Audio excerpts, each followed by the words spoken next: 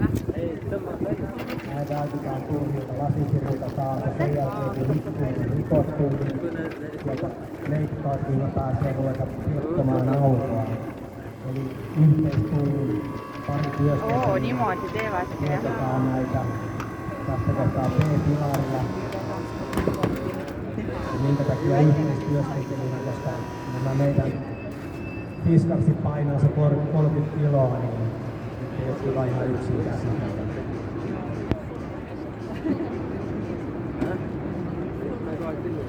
Toinen asettelee työkalupaikoilleen ja toinen kääntää kaasukahvaa. Siellä taustalla samalla kuljettaja rakentaa jo työkaluasemaa ja tuo tarvittavat materiaalit, työkalut, mitä tällaisella keikalla tarvitaan, niin mahdollisimman lähelle onnettomuuspaikkaa.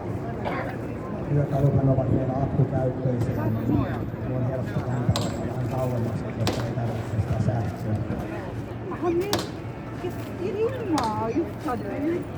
Ikkunan rikkominen jatkuu siellä, että kaikki ikkunat rikotaan toisimpien etuikkuna, koska se on kantava rakenne, myös tukirakenne samalla autossa. Sitten tuodaan tämmöistä potilassuojaa sinne sisälle, että saadaan samalla suojattua rikotaan potilaan päälle,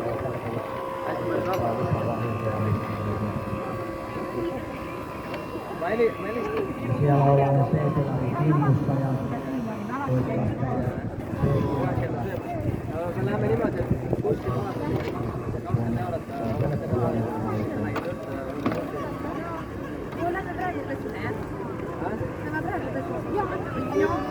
Ikkunat rikkoa tietysti koko ajan siellä toisella puolella ja sen mukaan kun saadaan teikkaukset valmiiksi, niin rikotaan